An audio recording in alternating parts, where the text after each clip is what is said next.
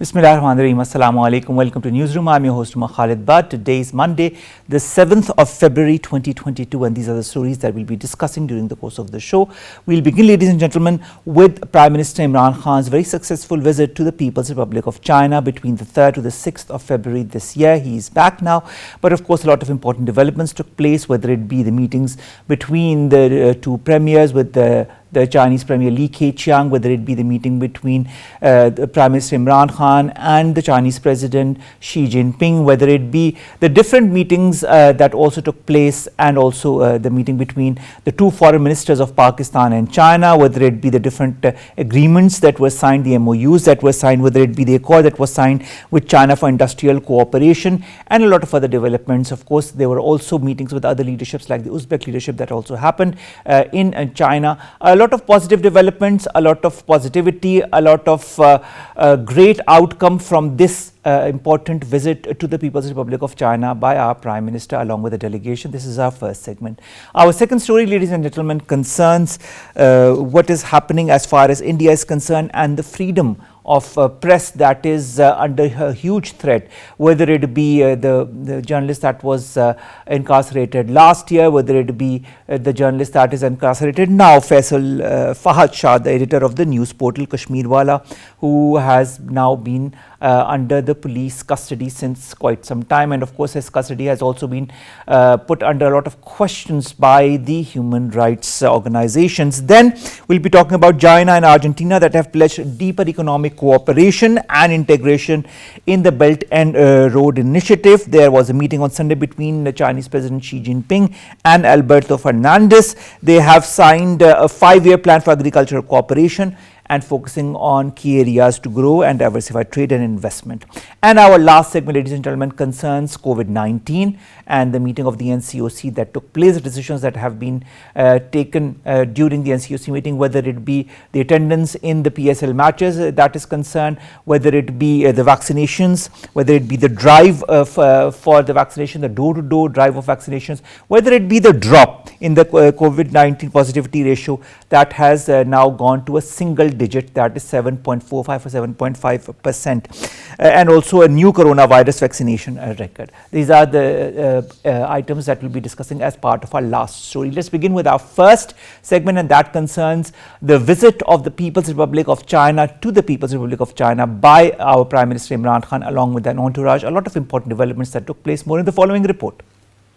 The successful culmination of Premier Imran Khan's 4-day trip to China indicates the prominent importance accorded to Islamabad by all-weather partner China in order to propagate the shared objectives of economic progress, prosperity, and bilateral cooperation. Premier Imran Khan and Chinese President Xi Jinping vowed to foster institutional links at all levels. Finalization of a number of agreements and memorandum of understanding in the fields of trade, infrastructure, industrial development, agricultural modernization, science and technology, and socio-economic well-being of masses exhibit Pakistan's pragmatic diplomatic trajectory. Reaffirming the enduring bilateral commitment, the two sides reviewed entire gamut of Pakistan-China bilateral cooperation and exchanged perspectives on significant regional and global developments of mutual interest. Exhibiting the economic significance of the visit, Pakistan's Board of Investment and China's National Development and Reform Commission has signed the framework agreement on industrial cooperation that will facilitate relocation of industries as well as investment from China and other parts of the world to special economic zones in Pakistan. Premier Imran Khan's efforts to stand with China as Western powers scrambled to boycott splendid sports extravaganza Beijing Winter Olympics highlights the uniqueness of China-Pakistan relationship. Moreover, since China is Pakistan's unwavering partner and ardent supporter and iron brother, Pakistan's relationship with China is cornerstone of Islamabad's foreign policy. Yasir Masood, foreign affairs expert, joins us online. Yasir, thank you very much to have joined us. Yasir, if I were to begin with asking you how important was this visit of our premier and the entourage to China, what would your response be? Thank you very much. I think we see President Imran Khan visit. I think after time we have a positive way between both countries. We have a lot of challenge with 19, and as you know that global supply chains have been strained and there were issues and problems. considering the fact that even accepting those challenges, we have continued different projects, which itself is a testimony that, the commitment from both sides, we can see that. But in terms of this visit, I think it is going to revive the slogans of CPAC and also the bilateral relations, which are not only strategic, they are political. We have economic relationships now, and we have brotherly relationships as well. And if we see the number of projects which have been signed, the number of MOUs which have been signed, I think it's a whole revival to Pakistan's economy, which is direly needed because, as you know, we have number of economic woes for quite some time. So I think it's a very positive development with all its manifestation. Now, Yasir, let's begin with economy. Now, we know that Pakistan wants an export-based economy, and for that, our premier also discussed with a lot of CEOs of Chinese companies during his visit with China. There was also a lot of MOUs and agreements that have been signed, including the accord signed with China for industrial cooperation, which is going to facilitate global investment and, of course, industries' relocation to the special economic zones. How important do you feel it is, A, to generate a stronger economy in Pakistan, and B, to create more employment?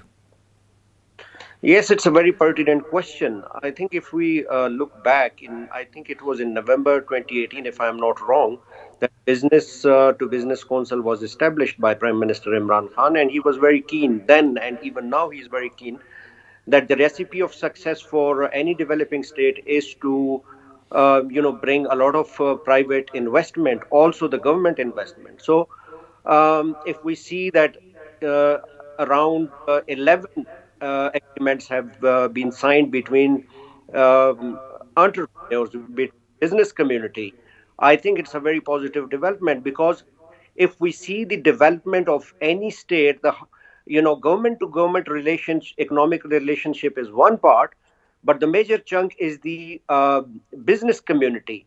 So we have seen that business community have gelled with each other.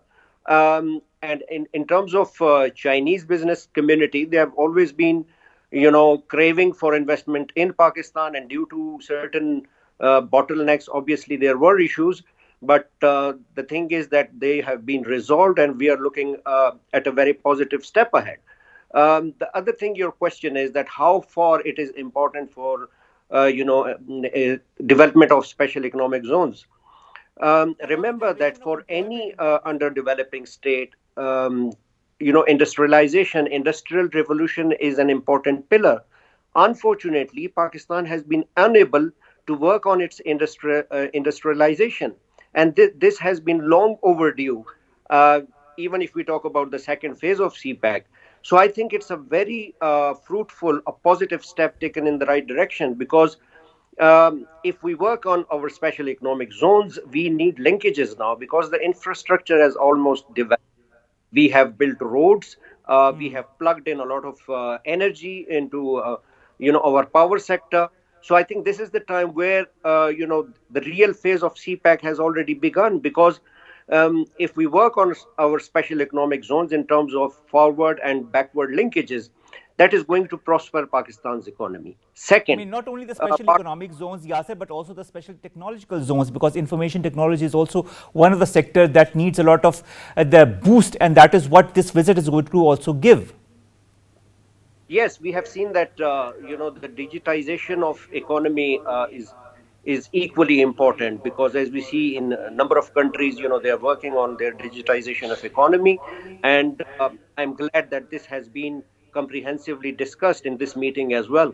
The other sector is science and technology, which has been discussed at length. So I think these are the very positive steps and the positive sectors where Pakistan was lacking up till now, and I think they're talking about it. There is a framework which has been developed for industrial development. There are, the other sector is industrial relocation. That is very important. China is actually looking for other avenues in the world where they are relocating its industry. Pakistan is a prime location in a sense that we have cheap labor here. We have, a lot of youth potential is available here. We have expertise as well now. So China is welcoming to relocate its industry in Pakistan. This will boost export of Pakistan, and this will also give a lot of economic dividends to Pakistan, in a sense that Pakistan would be able to uh, you know uh, increase its export, which is direly needed for Pakistan's economy. All The right. other Now, part of your question. in the joint statement, Yasir, that was released to the media, that was signed between the two sides, the Chinese side and the Pakistani side. One of the points concerns the MOUs or the agreements that have been signed on in the different fields, and it talks about technical industry investment, infrastructure, space, vaccine, digitalization, standardization, disaster management, culture, sports, and vocational education. Now, these are a lot of very important avenues in which cooperation between Pakistan and China could pave a long way, as far as not only the relationship between the two countries is concerned, but also Pakistan's economic potential. Absolutely. I think this is the first time that a lot of sectors have been, discussed in this meeting. And I think there is much more to only, we take CPAC as just an economic project in terms of roads, dams, and plug-in energy and infrastructure, but it is much more beyond that. See, we are talking about the digitization of economy. We are talking it as a digital corridor, as an education corridor. We are talking about it as a media corridor. So I think if we see the whole gamut of different projects, it's a very positive sign for the entire country, for Pakistan's economy, that it will give its boost to Pakistan's economy. And second, obviously, for any developing state like Pakistan, which is under the ambit of Belt and Road Initiative, the purpose is to progress with shared benefits, with win-win cooperation. And All I right, think the Yasser. more Yasser, let's also talk about the global development initiative that has been proposed by President Xi Jinping. How important is it for Pakistan? How important is it for the cooperation between the two countries? I think it's very important, because if we see, there is a complete different countries. They are in a complete, they're rejuvenating its relationship with different countries. So I think this is the prime time where Pakistan need to chip in and play its due role, in terms of, if we see the socio-economic development which is happening in the entire world. The relationships are averting and changing with different countries. So I think if we look at with the political lens, also with the strategic lens, and also with the economic lens, so with all its manifestation, this is the right time that Pakistan need to cooperate with China, because we don't have enough options available other than China. And China is a reality now. We see they have got technology, they have got investment, and we are lucky enough that we have been carrying such good relationships with China over the years, which has been tested, in different difficult times as well. So I think That's we true. have. Now you talked about the political relationship, Yasser. Let's talk about a peaceful South Asia that both sides have reiterated in this joint statement between the two countries, that is China and Pakistan. How important is a peaceful South Asia with all the challenges that confront this region, whether it be Afghanistan, whether it be India as a spoiler, whether it be the other issues in the region that could maybe render this region unstable? How important is for both the countries to work together? Security and economy goes hand in hand with each other. They're the prerequisite, because the more the secure the region is, the better the prospects of economy could be. And this happens all over the world. And we have an unstable Afghanistan, and also, as you just mentioned, that India is spoiling the region in terms of creating disturbance and creating insurgency in Pakistan, and also through Afghanistan as well. So I think this is the right time, that the more we make this region secure for whole South Asia, the better would be the long term prospects of Belt and Road Of course. Initiative. Not only CPAC, but if we see with a bigger lens, the Belt and Road Initiative ambitions and desires could not be, uh, you know, put into practice until and unless the whole region is secure. We see there are changes in Afghanistan. So I think the better prospects would be for both for Belt and Road Initiative and CPEC is that we need to focus on making South Asia, Pakistan, and Afghanistan more peaceful and more secure. Now, one of the points that was also discussed and was also released to the media as far as the joint communique is concerned is the cooperation and collaboration as far as education is concerned, the collaboration as far as people-to-people contact is concerned. How important are these two aspects as well? People-to-people contacts are very important because, there are important factors. Let's, for example, if we need to know more about China, the best thing is that 62% of youth is available in Pakistan, and if they are able to learn Chinese language, so there is a big market which is available for Pakistani youth because they can Definitely. speak English, and also they would be able to speak Chinese language as well, and they need young people. So I think Pakistan is a big market for China, and China is equally a lucrative market for Pakistani youth. But we need to work on the um, technical education. We still lack technical and vocational training centers in Pakistan. I think this is an important factor in education that we need to work upon. And China has got expertise and experience. It has been tried and tested in China, which turned out to be a recipe of success for Chinese people, for Chinese economy. China is called the factory of the world, but if you see, every home there is a little factory, and that only they made it possible through technical and educational training centers. So I think this is an important side where Pakistan can work with China. And also the other point which you just mentioned, that Education. how, uh, sorry. Education sector, of course, we talked about education sector. We talked about the other, of course, also COVID-19, the way both the countries have worked together, the way China helped Pakistan in the very beginning of the crisis, and it supplied Pakistan with the huge amount of vaccines as well. Now even we they talk about the vaccination production, which is also a very plus point, because China would be able to produce this vaccination in Pakistan. So this is also important, that at least Pakistan would be able to export Chinese based vaccination to other countries as well.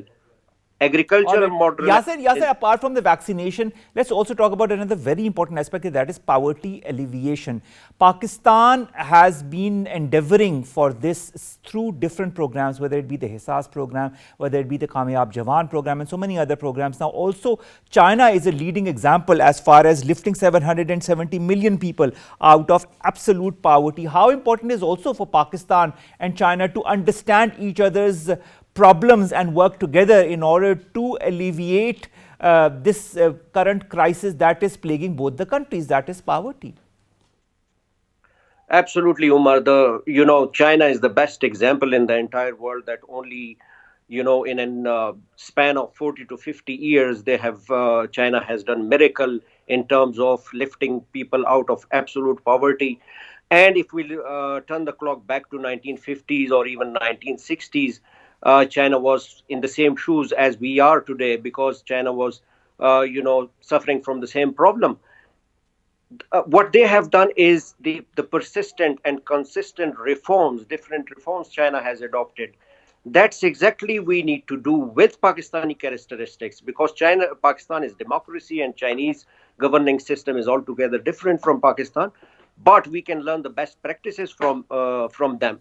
China is always ready to supplement Pakistan's efforts in terms of lifting people out of poverty.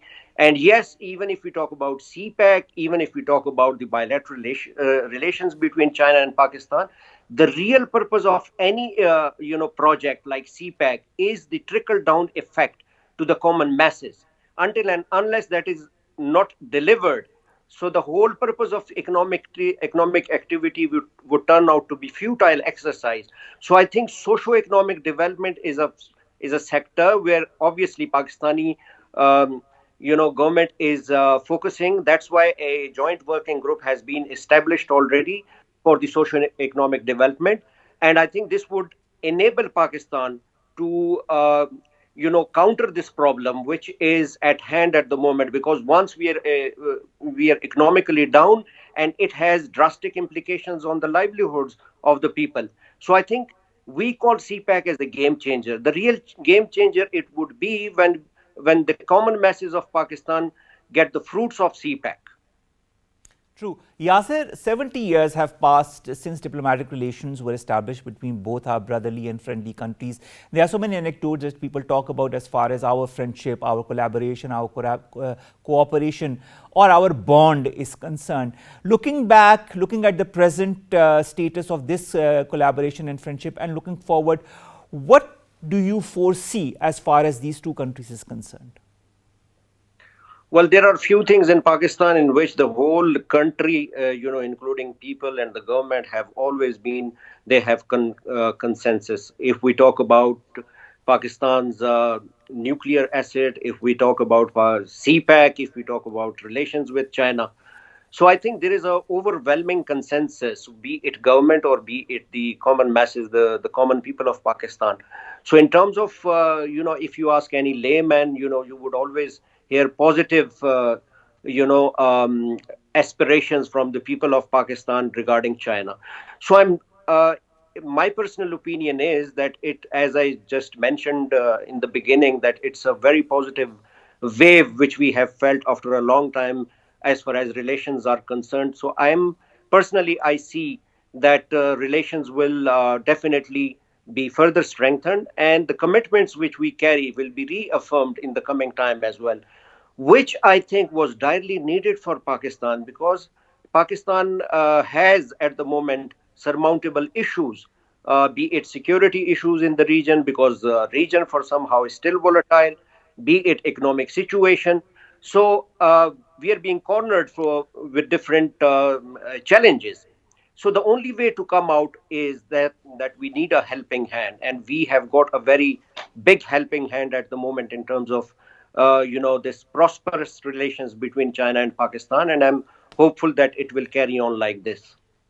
All right. Thank you very much, Yasir Masood, the foreign affairs expert, who have joined us, who have talked to us about this beautiful gamut of relationship that exists between the Islamic Republic of Pakistan and the People's Republic of China. A relationship that has been going strong over the decades and inshallah with the passage of time will continue to grow as strong as it has been in the previous decades. Iron brothers is what they call both the countries. We hope that this iron brotherly relationship becomes even stronger in the days and months to come. Thank you very much, Yasir, to have joined us. Let's come, ladies and gentlemen, to our second segment, and that concerns India and press freedom. We've talked about it in the past. We have, but unfortunately, we continue to see incidents that show the way India is treating their journalists when they try to speak the truth. More in the following report. Journalism in Indian illegally occupied Jammu and Kashmir has long suffered under a severe security and communication lockdown. In the latest example of the wave of harassment of journalists, Indian police in Indian illegally occupied Jammu and Kashmir have arrested Fahad Shah, the editor of the Kashmir Wala. Previously, he had been called in for questioning regarding his portal's report. He is charged under stringent anti-terror law and sedition, accusing him of glorifying terrorism and spreading fake news through social media posts. In the past month alone, Indian authorities have cracked down on the press by arresting and detaining journalists like Sajjad Gul under the Public Safety Act and shutting down the Kashmir Press Club. Fahad Shah has also repeatedly advocated for the release of his fellow journalist and contributor to the Kashmir Wala, Sajjad Gul. Citing the incident, Stephen Butler, the Asia Program Coordinator for the Committee to Protect Journalists, stated the arrest as utter disregard for press freedom and the fundamental rights of journalists to report freely and safely. While the International Press Institute also spoke about his immediate release and against the continuous crackdown on the press in Kashmir. Indian authorities in Indian illegally occupied Jammu and Kashmir under Hindu nationalist BJP government have created a systematic fear to intimidate the press and have launched a direct assault on free media. Now, to discuss the state of media freedom in India, we've been joined by a very good friend and colleague of ours, a journalist, Ahmed Quraishi. Ahmed, thank you very much to have joined us. Nice to be with you, Omar. Pleasure as always. We've seen incidents of journalists in India being incarcerated, jailed, their voices being muted, journalists who keep talking on Twitter and then their voices are muted again. And this is a cycle that continues unabated. Why is that so for a country that calls itself the largest democracy in the world?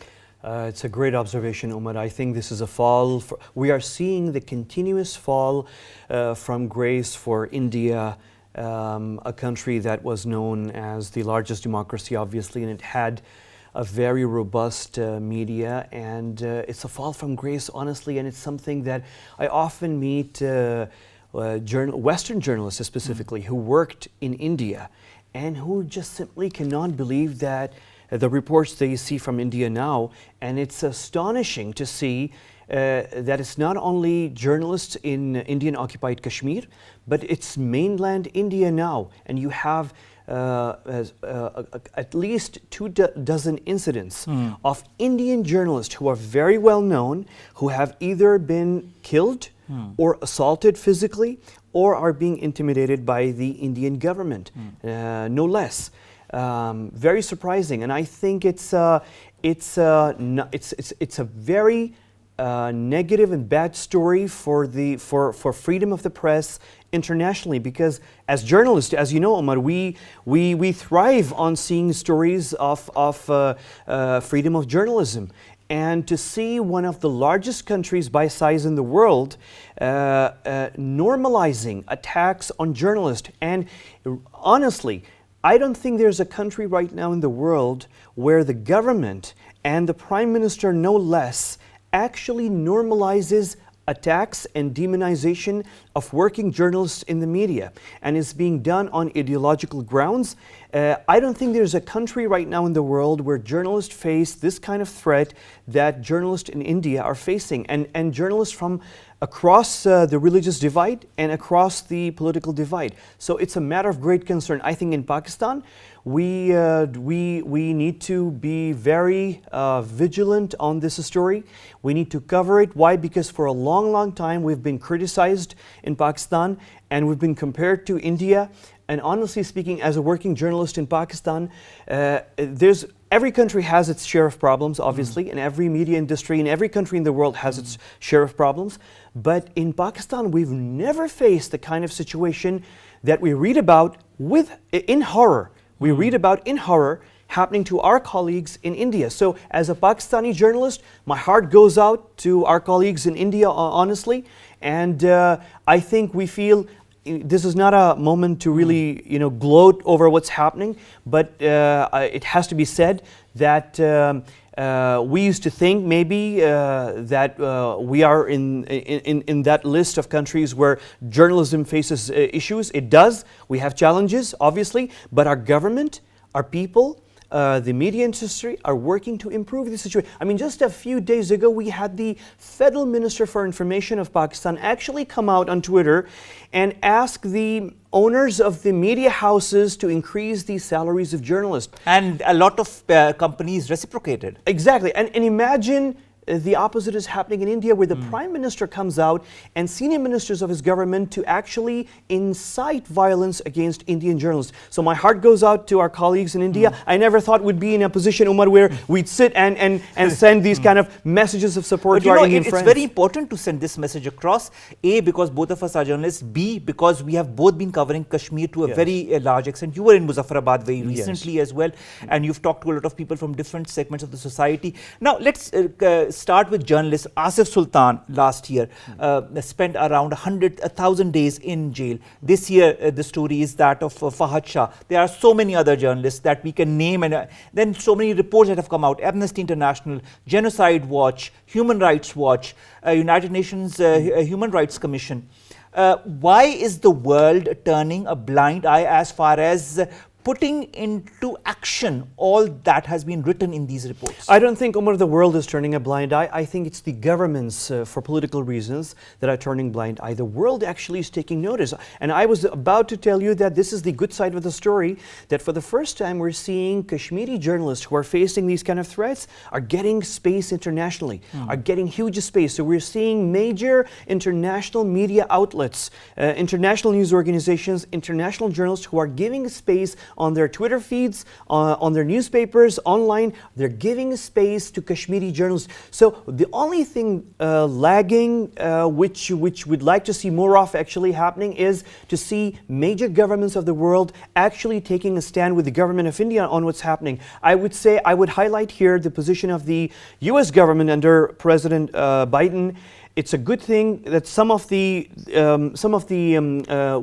media watches that are working under the U.S. government have taken notice of what's happening. But we'd like to see, for example, countries like the United States do more when it comes to, very important slogan exactly, as far as do more when it comes to putting the Indian government under spotlight for what's happening, because you can expect this to happen in banana republics, but for this to be happening in India, I think it needs to be we are doing it, but it needs to really come from the US government, for example, and others. All right. What about India itself? Do you feel that the Indians are introspecting as far as the current state of affairs is concerned? Or do you feel that they are so used to whatever has been happening under the BJP government that they feel this has become more or less a norm? I think this is a great question, Omar. I think our friends in India now, in the civil society, are scared. They're really scared. I do not recall, and we are studying India for a long, long time, we're in the same neighborhood. I do not recall a time where the Indian civil society, the commentators, the people who speak up, the human rights defenders, the people who come on the streets, where this is scared. You see them self-censoring, and that's a warning sign. Self-censoring is the stage that precedes worse things, violence, killings, and so forth. But that is happening as well. It's happening. So I think India has really gotten itself into a place where it really is scary, because after all, this is, let's admit it, Omar, this is a big country, and if this country gets into a spin and gets out of control, it will impact all of us surrounding and neighboring this country, India, especially us in Pakistan. Why? Because many segments of the Indian population right now are looking up to Pakistan. In contrast to India, we are rebuilding Hindu temples. In contrast to India, we are opening Kartarpur to allow our Indian Sikh friends to come and pray and worship. We are doing much more than that. I mean, so the many segments of the Indian population are watching this, and I fear, if India gets into a spin, and this is a real fear that is being discussed even in official circles now in Islamabad. For the first time, we could have never imagined that this would be a story one day, but actually it is being discussed now that maybe we should get ourselves mentally, psychologically, and also practically ready to see refugees from India coming in if things get out of control. Maybe Indian Muslims, maybe Indian Dalits, the low caste Hindus, Sikhs, Christians. It's a possibility. Who could have thought that the Afghan civil society one day would again be seeking refuge in Pakistan the way it happened now after August last year. It's not far for India for this kind of thing to happen, to materialize. But Ahmed, what I fail to understand is that the BJP government, I can understand that they are following a certain mindset, ideology. We've talked about the RSS, we've talked about the BJP, we've talked about Hindutva. We know what they want to pursue and what they've been pursuing since the 1920s. But the fact remains that India is imploding slowly and steadily. Doesn't the Indian government realize that? Don't you feel they'll have a huge stain on them a couple of decades later on what they did during their governance? For the first time under the current reign of the people that you just referred to, we have a country like Russia and the Russian state media airing next week a documentary on what the Indian government and military is doing inside Indian occupied Kashmir, and the Indian government and the pro-government people, the trolls on social media, are going berserk because they did not expect this to come from Russian state media. The same thing goes for the American media. You have major news outlets now covering these. The stain is there now. It cannot be covered. It cannot be hidden. I think, and I'm really sorry to see the Indian civil society at this crucial moment in India's history, in India's story, being silent, being self-censored, not speaking up when the Indian people and the Indian nation needs them the most. I think, and if they, Omar, cannot speak, I think we need to become the voice. We need to speak up, because I know, and we are in contact as journalists, as human rights activists, and I, as a journalist, also covered human rights in my work. And I'm in contact with lots of human rights activists, people from civil society in India, and they really are disturbed. They would like to speak up. Again, I have friends in Kabul who ask me, Ahmed, please, we can't speak up. Can you please write about this? Can you tweet about this? I hear this from Indians now. Speaking of writing, when it comes to social media, there's a lot of censorship from the social media platforms as well.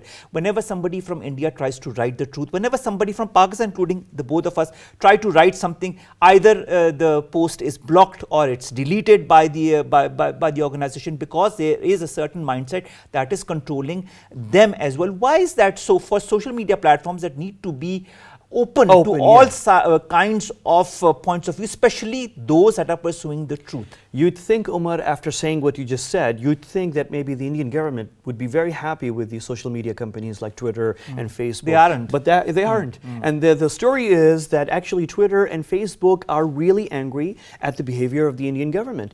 And I think maybe that partially explains why we are seeing more and more voices from India, Indian voices who are critical of Prime Minister Narendra Modi and his government, and the RSS and the religious extremists who are in power right now in New Delhi, getting more and more space actually on the social media. So this again, wonderful observation by you, Omar. This again is a transformation. Just 5 years ago, I could not even imagine the number of people who are now there on Twitter or Facebook who are criticizing Mr. Modi and the Indian government. So there's a huge number of trolls as well that follow Modi and that criticize everybody and anybody who tries to criticize them. For the first time, Indian troll farms have been actually pinpointed and banned and suspended by Facebook and Twitter. Never happened before. And India was the apple of the eye of the large social media companies because it's a big market. And Mr. Modi succeeded in changing that. Will Mr. Modi succeed in changing more of his society, the way he's pursuing his strategy and his governance? I hope not, but the world does not work on hope. I think it's really happening. I think he's changing. I think he's radicalized a good chunk of his society. It's a scary. Sometimes when you, Omar, see those videos, I cannot imagine this. The way they pick people from the street and lynch them, it just does not happen. It's like you're reading something from the You remember medieval the video era. in which one of the dead persons, a Muslim, there was a journalist who was like jumping on his dead body? Yeah, exactly. I mean, so I think the world is disgusted. The world is disgusted. The world is taking notice. The only people who are still silent are the governments. And it is the governments, with the exception of the government of Pakistan, obviously, because governments have, they have to be diplomatic, they have to follow certain rules and so forth, international relations. But the media internationally, social media, civil society, everybody in the media, everybody knows the story of what's happening in India right now. It's a huge, big change. But I'll conclude, Omar, with this. We in Pakistan, being the neighbors of India, let's become the voice of Indian journalists and the Indian civil society. And I think we need to do that because they are scared. And they're silent and they're afraid for their lives. We need to become their voice. I'd like to ask one or two more questions, small questions, Ahmed. Firstly, do you feel media in India or media in Pakistan, media across the world could bring a change as far as the current state of Indian society is concerned? The only thing we can do as journalists, obviously, Omar, we or the international media, is to shed the light on what's happening. And that needs to be done. I'm again very, very happy that this is happening.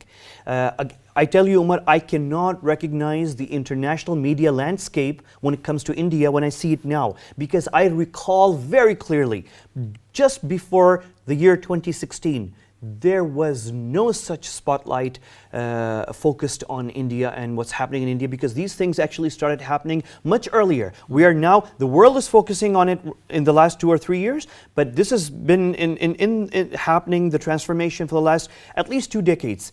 So I'm really I think the one thing that we can do, and we can do consistently, is to shed light on this and both of you, Omar and I, we recognize that the world, the international media is really very noisy. There's so much happening in the world. You cannot focus on one story all the time. But what we need to do is, at least the journalists and civil society who are in countries neighboring India, is to bring these stories to the fore. And the best way to do that is to share them. Share these stories, and if we have platforms on TV or elsewhere, we need to bring them to the table. And that's the best thing we can do, at least to show our friends, the civil society, the journalists inside India, that we are following the story and we will not let it die. Will a time come, my final question to you, Ahmed, will a time come when the United States, the European Union, countries that really rely a lot on human rights, talk about it, that have been the champions of it, will concentrate on India, on Indian illegally occupied Jammu and Kashmir, on the Dalits, on the Christians, and on the Sikhs who are being persecuted inside India? We are very close. I'm optimistic. And I think we are very close to that point, because even in the political arena, the Indian government has alienated many of its partners internationally on trade, on many things. I hate to use these words as a journalist, but I have to. The way the Indian government actually misled the world on freedoms and liberalism and human rights, it also misled the world on the hardcore strategic issues, such as India presenting itself as a country that can contain China, give us everything, the trade and weapons, and we will take care of China and so forth.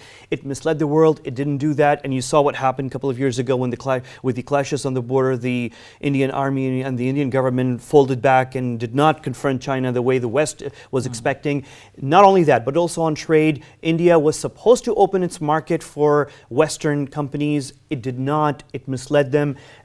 All of these things actually are having sort of increasing pressure on the Indian government. So it's not just human rights and it's freedom. So much more. It's so much more. So I'm one of those optimistic people who thinks that maybe we're very close to the point where the powerful countries of the world will begin to take the Indian government to task on these points. And I think Mr. Modi has already begun losing much of his international shine and charm that he worked on for the last 5 or 6 years. Well, let's hope that in the next couple of months he will also, and his government will also, lose the national shine. Thank you very much, Ahmed Quraishi, to have joined us and to have talked to us in detail and very candidly about the state of affairs as far as journalism in India and human rights in India is concerned. Thank you very much, Always Ahmed. good to be with you, Omar. My pleasure. Let's come to our last two stories, ladies and gentlemen. The first concerns the BRI and Argentina and China, who have sealed a Silk Road deal between the Argentinian leader Alberto Fernandez as well as the Chinese leader Xi Jinping. They have agreed to tie the South American nation to China's massive Belt and Road Initiative.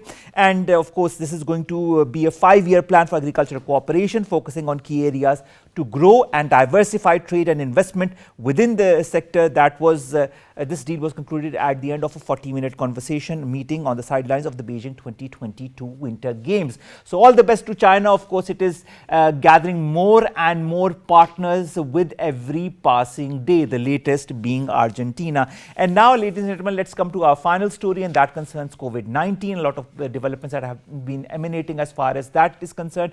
In Pakistan, Pakistan's COVID-19 rate has gone down around 7.45 to 7.5%, which is in a single digit. We all know there were so many cities, major cities, that were above 10%, and now this is a very good, of course, news as far as COVID-19 is concerned. As also, Pakistan has achieved a new COVID-19 vaccination record. So, of course, Pakistan is going in the right directions thanks to the NCOC and thanks to the people of Pakistan who are collaborating with it. With that, we come to an end of today's newsroom. We'll see you inshallah tomorrow with news story segments that pertain to us, you and Pakistan. Stay safe, get yourself vaccinated. Allah Hafiz.